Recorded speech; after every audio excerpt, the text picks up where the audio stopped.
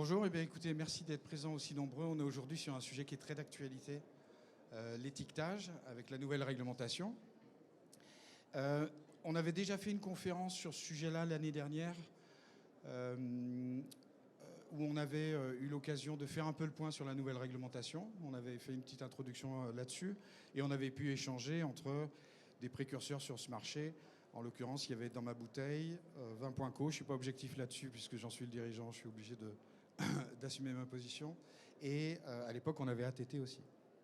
Là, on a essayé de ne pas revenir uniquement sur le sujet de qu'est-ce qu'il faut mettre derrière le QR code, etc., etc. On a essayé d'ouvrir de façon plus large sur, OK, on a une obligation réglementaire, donc ça va obliger à retravailler sur les contre-étiquettes ou sur l'habillage en lui-même. Est-ce que ce n'est pas aussi une occasion, puisqu'on est à la WineTech, d'y voir des opportunités d'intégrer de l'innovation? Donc là, on a un panel absolument remarquable, puisque on a Adrien, qui était très à l'avant-garde et qui est toujours à l'avant-garde sur ce sujet de la transparence dans l'information produit, qui va ouvrir un petit peu le sujet pour nous aider à faire le point sur la réglementation.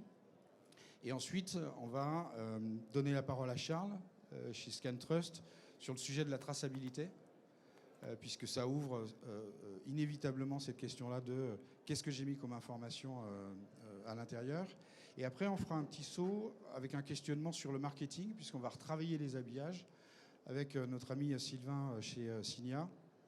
Et puis, parce que dans les nouvelles technologies, le danger, c'est chacun partir sur ses propres sources ou ses propres moyens d'identifier les produits. On a la chance d'avoir Barbara aujourd'hui chez GS1, que l'on suit tous dans la normalisation de l'information avec les GTIN. Et on terminera de façon prospective avec David sur, on allait dire, l'avenir de la réglementation, et en l'occurrence le Digital Passport. Voilà un petit peu le programme. On va commencer donc tout de suite avec Adrien, 8 décembre 2023. C'est un marqueur important. Toi, ça fait... on peut se tutoyer en public? Bien sûr, bien sûr. Ouais, on se tutoie. Toi, ça faisait un moment que tu étais déjà à encourager les producteurs de vin sur la transparence d'information produit. Arrive le 8 décembre 2023 avec cette réglementation européenne. Comment tu le prends? Alors c'est pour moi une première marche, un aboutissement d'un investissement personnel. J'ai créé Dans ma bouteille par conviction, en fait, sur le fait qu'il y ait un trou, un manque, en fait. Il y avait un manque quelque part. Ça faisait 40 ans que les boissons alcoolisées échappaient à l'information nutritionnelle telle qu'on la connaît. Et en tant que fils, petit-fils de producteurs à Montpellier, je me disais que sociétalement, il y avait quelque chose qui manquait. Et j'ai commencé à poser des questions. Voilà. Et aujourd'hui, le fait que ça devienne une norme européenne, eh bien, c'est une première marche. Ces 7 dernières années, il y a 99% des producteurs qui ne voulaient pas, ma mère y compris. Heureusement, elle n'est pas dans la salle cette année. Non, elle était là l'année dernière, j'en ai pas parlé, c'est pour ça, mais là, j'ose le dire. Et il y en avait quelques-uns qui avec moi, étaient plutôt favorables. Et le problème que je rencontrais très souvent, c'est qu'en fait, ils étaient tous favorables pour me dire qu'ils mettaient rien du tout. Que c'était très naturel, qu'il n'y avait rien du tout. Et donc, si on a uniquement des gens qui disent qu'il n'y a rien, donc je vous le dis, ça ne sert à rien en fait. Il y avait cette nécessité que ce soit régulé, que ça devienne une obligation pour tous et que tout le monde puisse avoir à communiquer une information réglementaire, donc égale, quel que soit l'endroit géographique, le type de produit, etc. Et également aussi pour la lecture du consommateur, puisque c'est la démarche de Dans ma bouteille qui est vraiment tournée sur le consommateur, que le consommateur, ça puisse être pour lui, s'il le souhaite, un repère. Aujourd'hui, le vin, c'est une consommation plaisir. On ne va pas changer le monde et faire demi-tour au réchauffement climatique en indiquant le nombre de calories dans un verre de vin rouge. Ça, j'y crois pas. Mais cette notion de transparence, en fait, c'est comme une balance. elle est là et quand ça penche trop d'un côté, le producteur peut se dire ah mais alors pourquoi je mets tout ça en fait? Est-ce que ça a vraiment du sens? Non, alors j'en enlève un petit peu. Et le consommateur, quand ça l'intéresse un petit peu, il se dit mais est-ce qu'il y en a trop? Est-ce que je vais pas choisir plutôt l'autre? Est-ce que c'est important pour moi? Et donc cette grille de lecture aujourd'hui, elle fait une première évolution et je pense que c'est une évolution importante. C'est une petite révolution qui ouvre d'autres perspectives parce que l'univers du vin qui est face à cette réglementation, finalement, ça va lui permettre de rattraper 40 ans de retard. Et ça lui permet aussi finalement d'arriver avec 2, 3, 4 ans d'avance sur tous les autres produits sur lesquels on se dirige certainement vers une transparence accrue et numérique aussi. Et du coup, ce qui est assez incroyable, c'est qu'on est les seuls dans ce marché des boissons alcoolisées. Donc tu me corriges si je dis des bêtises, mais finalement, le vin, c'est entre 8 degrés et 17, 16, c'est ça? À pouvoir, puisque tous les autres sont obligés de l'avoir écrit de façon en lettres sur la contre-étiquette, la liste des ingrédients et le tableau, on est les seuls dans cette partie-là. Donc les sans-alcool ne sont pas concernés, les spiritueux et les bières ne sont pas concernés. On est les seuls dans ce créneau-là à avoir le droit de mettre un QR code et que ce QR code renvoie sur une page web. Donc ça a aussi fait naître tout un marché. Donc tu proposes une offre avec des QR codes pour aller sur une page. Bien sûr, moi j'accompagne les producteurs comme toi ou comme d'autres. On a des trajectoires différentes. Moi, ma trajectoire, c'est uniquement de me concentrer sur cette information consommateur, de la porter vers le consommateur, justement, que ce ne soit pas simplement une solution pour répondre à une réglementation, mais que ce soit aussi une solution qui amène une information que le consommateur peut lire, comprend. Et pour moi, c'est essentiel, même s'il s'agit de calories, même s'il s'agit d'ingrédients raisins, ok, mais il faut quand même le comprendre. Et donc il y a cette notion de transparence, il y a aussi la notion de pouvoir aller plus loin demain. On peut imaginer que derrière ces informations, l'Europe devienne un peu plus, demande un peu plus de choses encore. Ça peut être n'importe quoi. Ok. Et du coup, je vais faire la transition avec Charles, puisque là, on est en train de parler de donner des informations réglementaires et ça ouvre la porte et ça fait le passage avec une dimension marketing ou une information qui est née de la traçabilité aussi. Et là, Charles, chez toi, chez ScanTrust, c'est aussi votre cœur de business. Oui, merci Philippe, merci Adrien. Ce règlement, pour le nommer, UE 2021-21-17, j'aime bien toujours rappeler son introduction. Elle dit cette introduction qu'on doit partager une information de qualité aux consommateurs. Et je pense qu'on est tous d'accord de dire que c'est le minimum des choses qu'on leur doit. Maintenant, nous, de l'information, on en partage depuis plus de 10 ans chez ScanTrust. On a, pour donner un ordre de grandeur, 1,3 milliard de QR codes qui circulent au moment où je vous parle. Et le fait de voir arriver ce règlement européen, c'est un peu comme une bénédiction pour nous. C'est un peu comme la récompense de 10 années de travail à essayer de pousser les industriels, les marques, les fabricants à partager de l'info, à digitaliser cette info pour que ce soit accessible au plus grand nombre. Donc comme tu disais, notre cœur de métier, c'est la traçabilité unitaire même, avec des brevets d'anti-contrefaçon, puisque l'information, si on ne peut pas la vérifier, elle ne vaut pas grand-chose à notre sens. Donc voilà, on est vraiment content et on pense que c'est le début d'une grosse transformation. Le 28 février, je ne sais pas si vous avez suivi, mais la TTB, qui est l'organisme américain pour le tabac et l'alcool, lance une séance plénière et ils vont très certainement faire un copier-coller du règlement européen. Donc on suit ça de près, on aura un temps de parole à cette occasion. On peut parler de la consigne de tri en Californie qui est digitalisable. Pareil pour l'Italie, la consigne de tri est digitalisable. Tout ça, c'est des sujets qui nous concernent. Et on pense qu'avec le même QR code, on peut adresser des problématiques nationales et internationales sur des sujets aussi variés que la RSE, les ingrédients et d'autres choses encore. Merci beaucoup, Charles. Et surtout, préparez des questions que vous pourrez poser après, puisque là, on essaye de faire un petit tour de table rapide et après, on sera vraiment ouvert aux questions que vous pourrez poser aux uns ou aux autres. J'ai trouvé ça intéressant, vu qu'on est tous dans le digital, d'accueillir Sylvain chez Signia, parce qu'on parle de données comme Bonjour. information aux consommateurs. Le fait que, et ça m'a permis de faire la transition, je t'en remercie Charles, sur le RSE,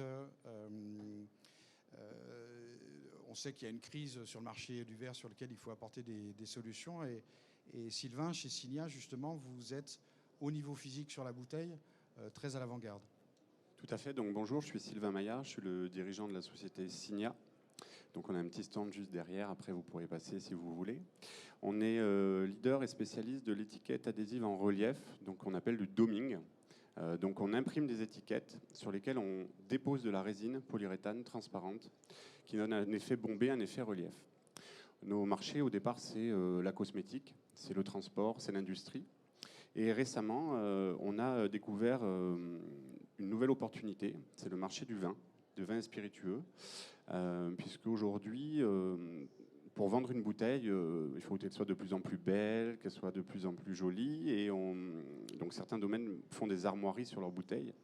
Sauf qu'on a un problème, c'est que la rareté du verre, la crise de l'énergie, et puis les moules très chers, avec les verriers, on a du mal à faire des petites et des moyennes séries, enfin les vignerons. Et donc nous, on propose une solution d'étiquetage en relief pour donner du peps à votre bouteille ou la rendre haut de gamme sans avoir à investir un seul centime dans un moule. En plus, l'intérêt, c'est que vous pouvez avoir un prototype en 5 jours sur votre bureau, à votre domaine, et en 15 jours, votre production d'étiquettes en relief. Donc, plus besoin de prévoir. Vous pouvez homogénéiser votre achat de bouteilles et les personnaliser en fonction de vos cuvées. Donc là, vous voyez par exemple Fleur de Miraval, vous avez une armoirie, la famille Perrin, et donc elle est faite en doming. Donc c'est une étiquette qui est collée tout simplement. Donc pas de moule. Donc voilà, ça permet une agilité, une réactivité, une créativité du vigneron. Voilà, donc c'est la solution qu'on propose en perçant le marché du vin et spiritueux par cette technologie d'embellissement et de décoration de bouteilles facile par l'étiquette, donc d'où le sujet de la conférence aujourd'hui. Et on peut mettre le QR code dans le moulage alors ? Alors on peut mettre plein de choses dans le moulage. Alors le QR code, je ne sais pas si ça sera très esthétique, mais on peut mettre des puces, on peut mettre ce qu'on veut en fait dans la résine. Et puis il faut savoir qu'on a une entreprise engagée, donc je ne sais pas pour ceux qui savent, qui connaît, vous pouvez laver la main, ça fait une petite participation, le label Ecovadis. Voilà, donc vous êtes peu apparemment, donc c'est la note RSE mondiale. Toutes les entreprises sont notées sur les mêmes systèmes dans le monde entier, en Chine, aux États-Unis, en Angleterre, en France. Et on fait partie de top 1% des entreprises engagées au niveau social, sociétal, environnemental, économique. Donc voilà, le doming chez Signia, c'est une aventure, mais c'est une aventure responsable. C'est très intéressant de venir nous voir et d'essayer de travailler avec nous parce qu'on sait aussi que le vigneron respecte beaucoup la terre, la nature et ça fait partie de nos valeurs. Et d'ailleurs, nous avons développé récemment des résines biosourcées aux déchets végétaux. On a des brevets également là-dessus avec une de nos filiales. Et je rajouterais que nos résines sont totalement recyclables dans les fours à verrier. Elles disparaissent sans pollution. Donc voilà, c'est un petit peu la solution de facilité et d'embellissement qu'on vous propose aujourd'hui. Voilà, n'hésitez pas à venir nous voir, on est juste derrière. Merci beaucoup Sylvain. Pour m'aider dans la transition, tu aurais pu me montrer sur la contre-étiquette. Donc je remontre l'armoirie. L'armoirie. Et je retourne la bouteille. Voilà. Oh, et donc il y a un QR code derrière. QR code. Mais alors donc ce QR code renvoie sur une page et chacun pourrait y aller un petit peu de son identifiant. Moi c'est le numéro 324Z, machin, etc. Mais si chacun fait son propre numéro, on va pas s'en sortir, n'est-ce pas Barbara ? Exactement. Bonjour à tous, moi c'est Barbara GS1. Donc vous connaissez toutes GS1, c'est l'organisation internationale neutre à but lucratif. Le standard le plus connu que vous connaissez tous, c'est le code barre. Dedans ce code barre, il y a un numéro, 13 chiffres, c'est ce qu'on appelle le GTIN, le Global Trade Item Number. Et c'est cet identifiant unique, international et interopérable. Et comme tu disais, Philippe, ben si on parlait tous une langue différente, on ne pourrait pas se comprendre.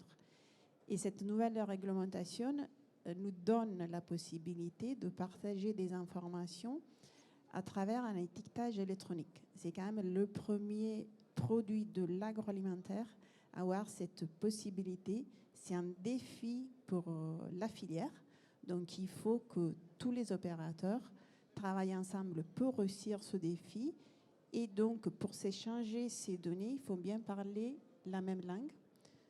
et aussi identifier le produit. On parlait de traçabilité avec un numéro unique. Chez GESA, donc, voilà, on identifie des produits. Donc, dans ce cas-là, vous identifiez vos bouteilles, vos vins avec un numéro unique. Il y a aussi ce nouveau standard qui a été mis.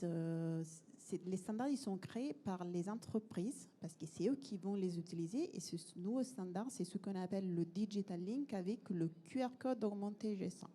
Vous avez peut-être entendu parler. On a déjà des offreurs de solutions qui ont mis en place ce QR code comme aussi réponse à la nouvelle réglementation. Pourquoi c'est augmenté? Parce que dedans, on peut y mettre plus d'informations. Attention, on le sait, la réglementation, elle est très stricte, mais derrière ce QR code, vous les trouvez quelques-uns déjà dans le stand, vous regardez, et il y a effectivement cet identifiant unique. Donc, le standard G100, c'est un langage structuré. Donc, il y a le standard que tous les offreurs de solutions sont en train de mettre en place pour avoir un langage unique et pouvoir partager ces informations avec tous les différents opérateurs. Parce que le producteur doit partager ces informations avec le consommateur, mais après, ces informations doivent être aussi partagées avec le distributeur, par exemple. Donc, parler la même langue, voilà, ça facilite l'échange des informations.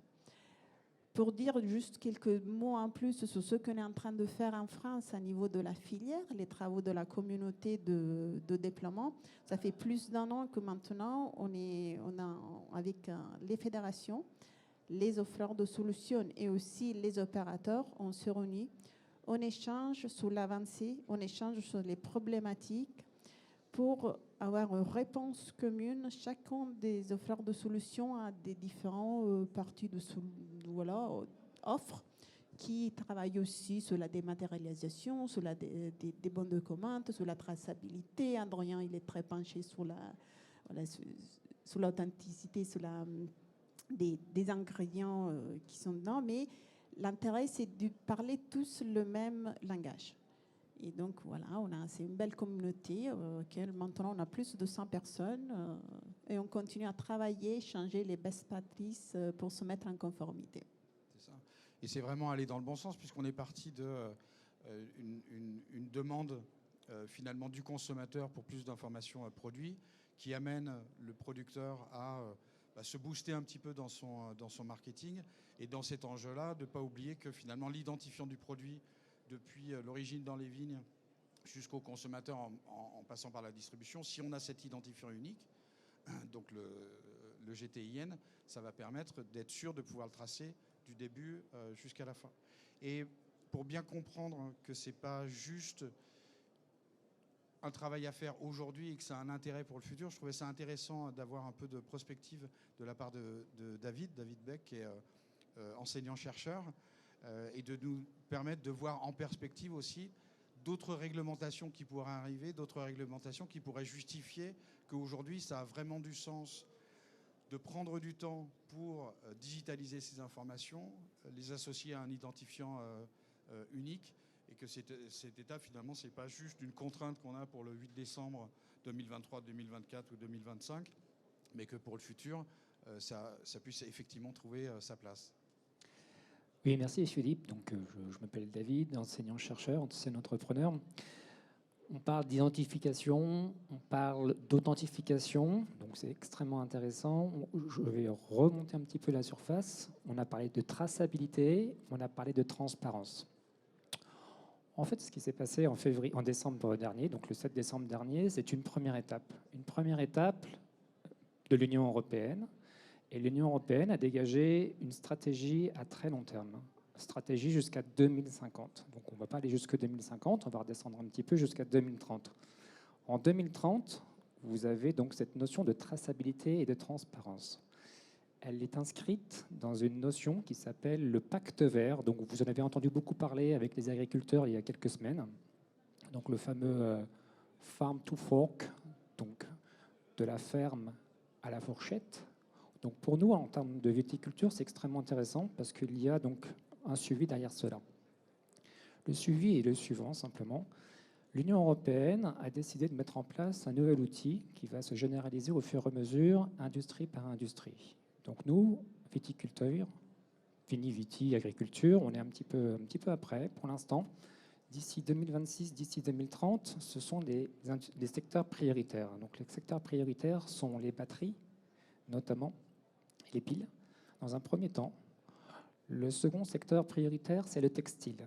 Donc le textile est extrêmement intéressant. On va faire un petit pendant avec nous, la Viti, car vous avez d'ici 2030 une obligation pour tous les éléments de textile, donc des chaussures, des souliers, des vêtements, des vestes, peu importe quel type, d'avoir une nouvelle notion qui va arriver au fur et à mesure, qui s'appelle le passeport numérique de produits. Donc en anglais, le Digital Product Passport.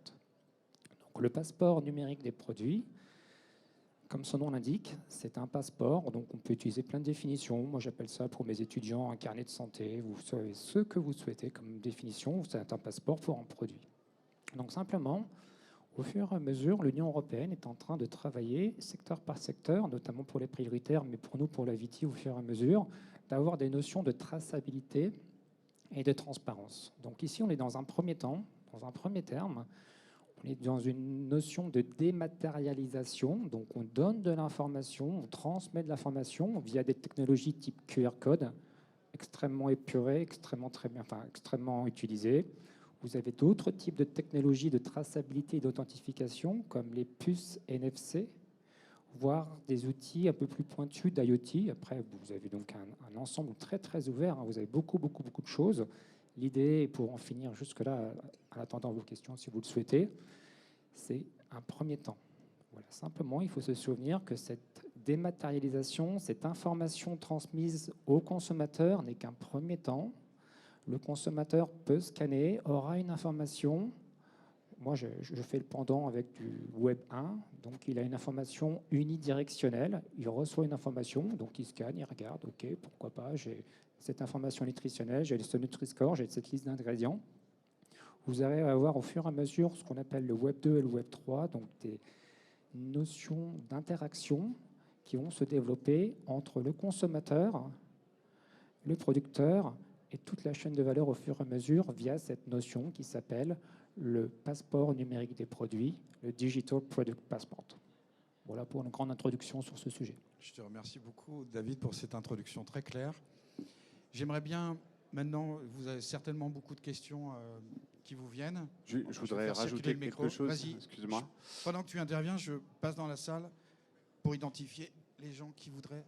Oui, donc par rapport à cette étiquette que je vous ai présentée, il y a aussi un intérêt de diminuer le poids de la bouteille. Vous savez que parfois, au Canada, on ne peut pas exporter une bouteille de plus de 350 grammes. Le fait de ne pas avoir à couler une armoirie dans le verre, ça permet de réduire le poids de la bouteille. Donc ça vous permet aussi d'exporter plus facilement, sachant que vous exportez plus facilement et en plus ça vous coûte moins cher en transport. Donc c'est la décarbonation du monde viticole. Donc c'est assez intéressant de ce côté-là aussi.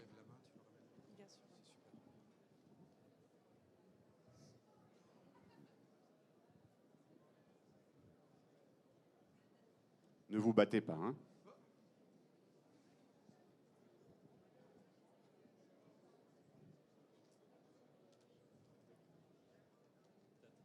Ah, j'ai une question.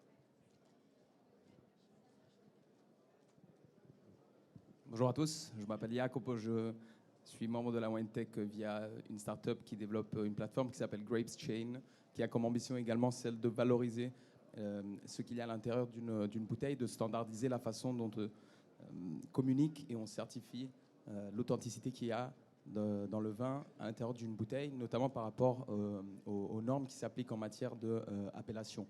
Donc essayer de standardiser dans le marché unique européen la façon de certifier cette authenticité, cette conformité. Ma question était celle-ci. Est-ce que le dialogue entre public et privé est déjà parti en dehors de ce qui concerne exclusivement les informations nutritionnelles, donc le règlement notamment qui est entré en vigueur fin décembre? Est-ce qu'il y a déjà des tables rondes à niveau européen? Est-ce que le public invite le privé afin qu'il y ait des solutions de ce type qui sont mises sur le marché, ou est-ce que c'est plutôt quelque chose qui reste à niveau public, qui est de domaine public et donc administratif? Merci. Donc, Giacomo, je vais répondre à ta question. Le Digital Product Passport est une notion où un ensemble, un écosystème se met en place. Donc pour plus précisément répondre à ta question, comme je l'indiquais, pour le moment, il y a des consultations pour savoir quels sont les secteurs d'activité qui vont être mis en place et qui vont avoir cette obligation de transparence et de traçabilité. L'objectif, pour rappel, 2050 est une notion notamment qui est liée, au-delà de la transparence et de la traçabilité, à une empreinte carbone. Donc avant cela, tous les secteurs d'activité sont en train de se mettre en place. Donc sur le site de l'Union européenne, et pour répondre à tes questions, il y a des consultations pour connaître en effet les différents secteurs d'activité qui vont venir après. J'en ai cité 2 rapidement, les batteries, les piles, le textile. Il y a eu tout ce qui est rénovation, innovation, médicaments, j'en passe, et des manières. Donc là, c'est listé jusqu'à 2030. Après 2030, en ce moment, il y a le site, je vous invite à regarder, Digital Product Passport, ou en français, il était aussi en français, passeport numérique des produits, pour savoir quels sont les secteurs d'activité qu'il va y avoir. Cette notion de Digital Product Passport, et je réponds à ta seconde question, va dans cette notion d'interaction avec le consommateur. Ici, pour le moment, j'en reprécise, nous ne sommes pas dans une interaction avec le consommateur. Le consommateur a simplement un outil permettant, en scannant par exemple, d'avoir une information dématérialisée. Donc il est renvoyé vers un site internet permettant d'avoir la liste des ingrédients qui ne figurent pas simplement sur une étiquette ou une contre-étiquette. Donc il n'y a pas pour l'instant d'interaction. À date, et pour rentrer après, Adrien sûrement vous pourra rentrer un peu plus dans les détails, l'Union européenne ne souhaite pas que nous, viticulteurs et viniculteurs, repérions de façon géographique où se situe le consommateur. Il ne souhaite pas pour le moment que nous rentrions dans une interaction avec le consommateur.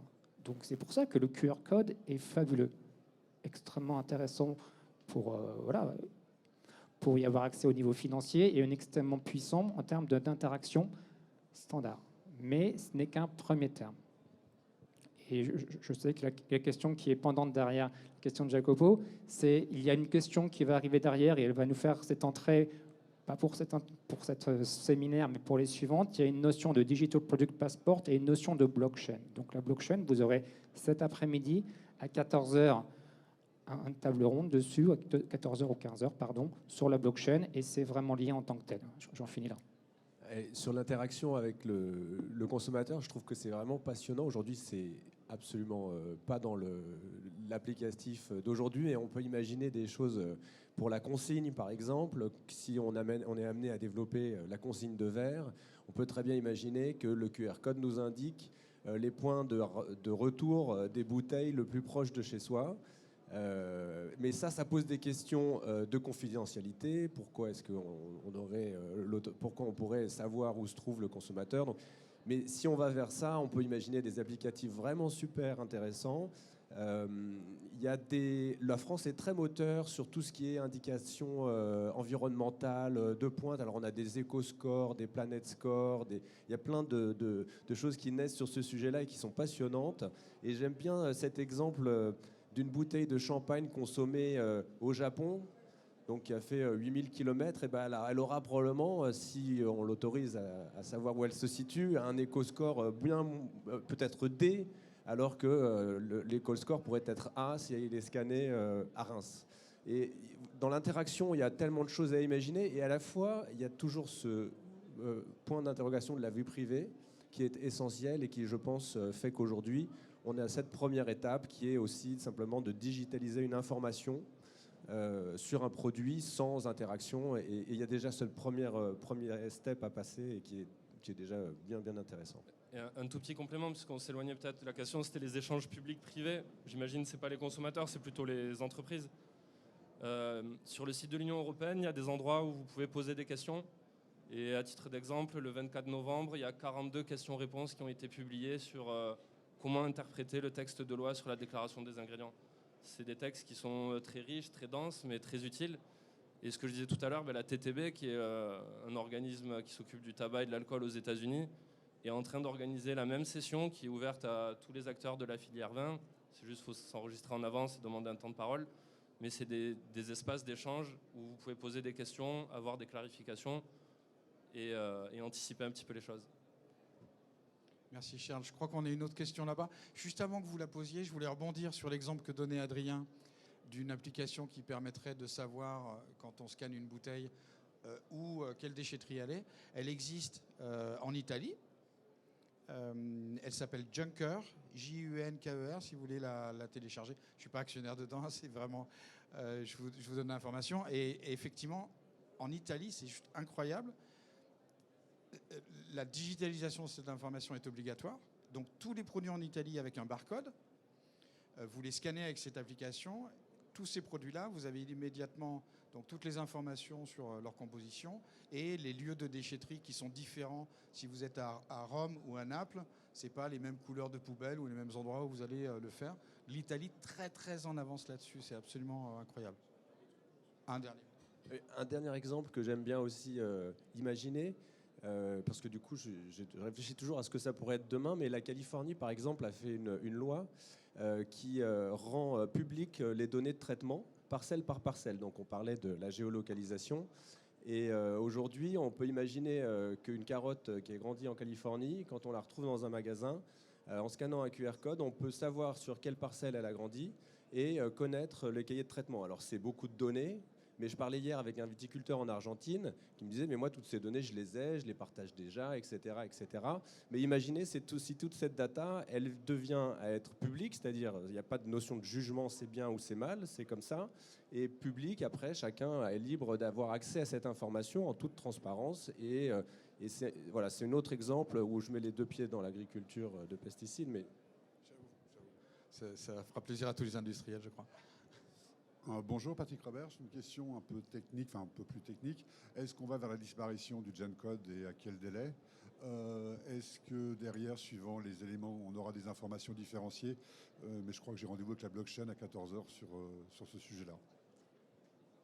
Je réponds sur la partie disparition de GenCode. Non, on ne va pas vers une disparition GenCode. Peut-être vous avez entendu parler de la migration de avenir futur du code barre vers un QR code. Ça veut dire qu'à partir de la fin 2027, les douchettes en caisse elles seront en capacité de lire les deux. Donc, si vous avez un code barre sur votre bouteille et vous voulez utiliser un QR code pour vous mettre en conformité avec la nouvelle réglementation, ben, utilisez le QR code augmenté GS1 avec le standard, de façon qu'à partir de 2027 et dans le futur, la douchette en caisse lira ça comme prix. Et le consommateur, avec son téléphone, aura accès qu'à la page réglementaire. Donc il n'y a pas de disparition, c'est juste, voilà. Aux États-Unis, ça fait un petit moment que le QR code plante de plus en peur. C'est à monter parce qu'on peut y mettre beaucoup d'informations. Pour la filière vin, on est très restreint parce que c'est un QR code qu'avec des informations réglementaires. Mais voilà, il n'y a pas une disparition de GenCode. On peut encore prendre une ou deux questions.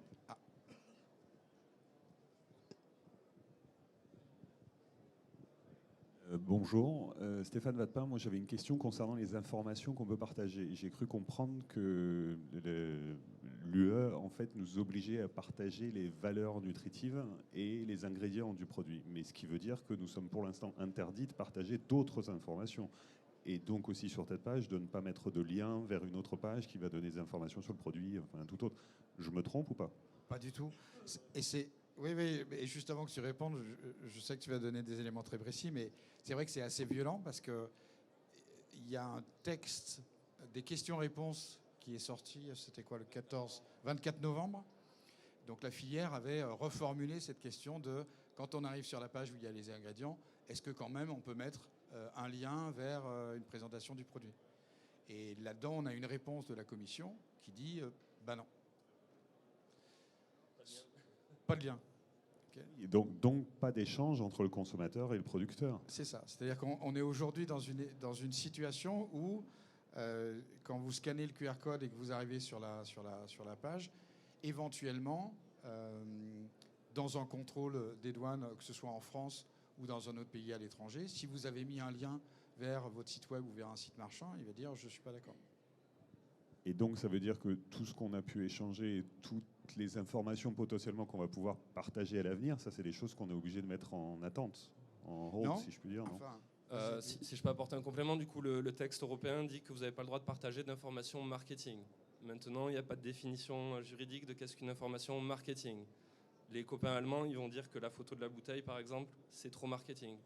Alors que la DGCCRF française a dit non, c'est très bien d'avoir une photo de la bouteille. Si le producteur imprime le QR code sur la mauvaise bouteille, c'est quand même un garde-fou d'avoir un visuel.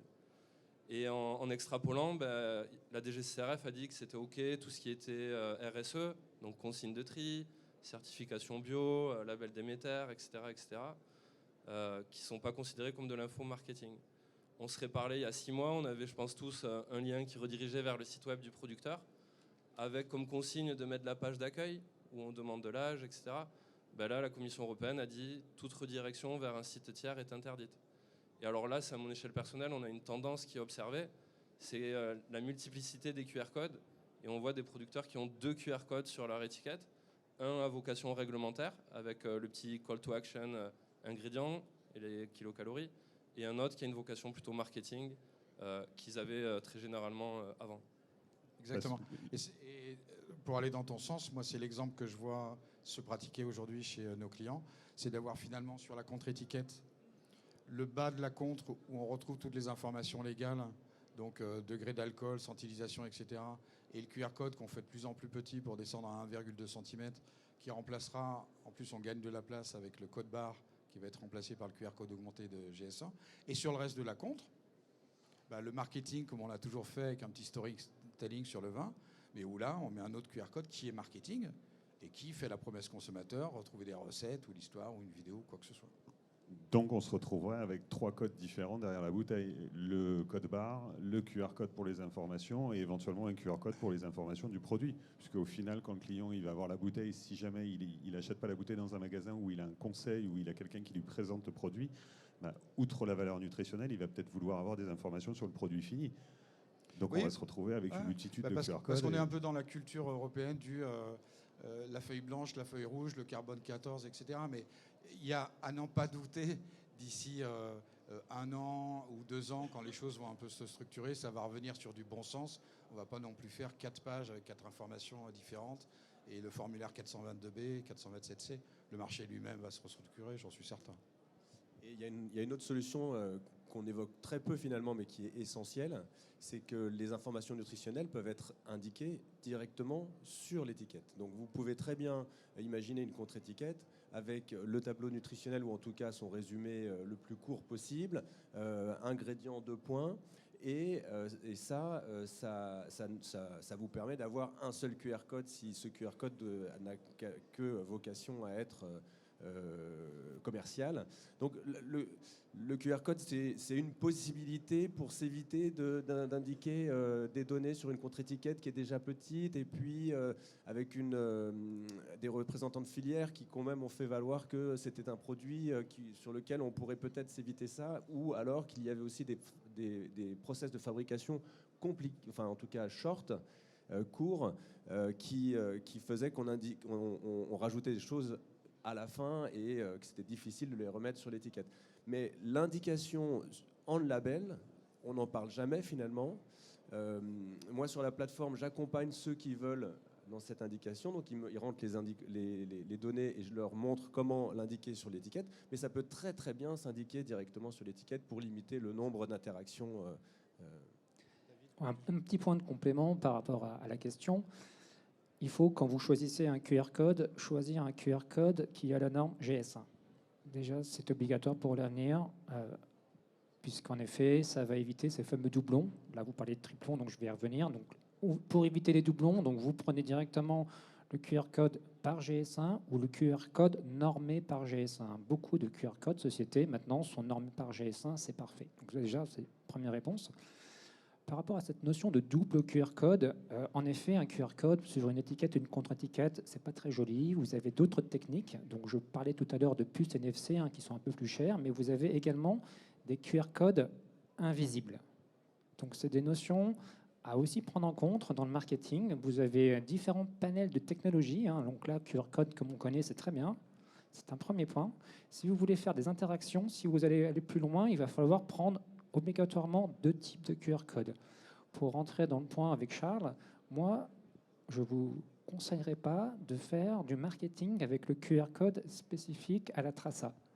Absolument pas, parce qu'en fonction de là où vous allez envoyer votre vin, vous allez avoir des petits soucis, et au niveau réglementaire et au niveau sur des notions un peu plus géopolitiques, géoéconomie, c'est un petit peu mon domaine, il ne va pas peut-être falloir au niveau réglementaire se faire avoir avec ça. Donc il vaut mieux avoir une seconde QR code visible ou le travailler au niveau marketing avec des QR codes invisibles sur lesquels vous allez pouvoir entamer une interaction. Donc pour répondre à la question, on peut avoir un QR code normé, GS1, qui répond à la réglementation avec un autre type de traçable, donc QPUS, NFC ou QR code transparent, c'est invisible, c'est parfait, et dans ce cas-là, une interaction tranquillement, pour complément. Merci beaucoup, David, pour cette conclusion qui montre bien de l'importance d'avoir des experts pour vous accompagner. Avant d'applaudir chaleureusement les intervenants de cette table ronde, je vous invite à prendre un moment pour aller sur les stands des entreprises de la start-up, de la WineTech. Vous en trouverez beaucoup qui ont des solutions et en accompagnement personnalisé et en solutions clés en main. Donc faites le tour de tous les offreurs qui sont ici. Ils seront vraiment ravis d'échanger avec vous. Je vous remercierai d'applaudir vraiment tous les intervenants qui, je pense, ont partagé beaucoup d'informations de qualité. Merci à vous.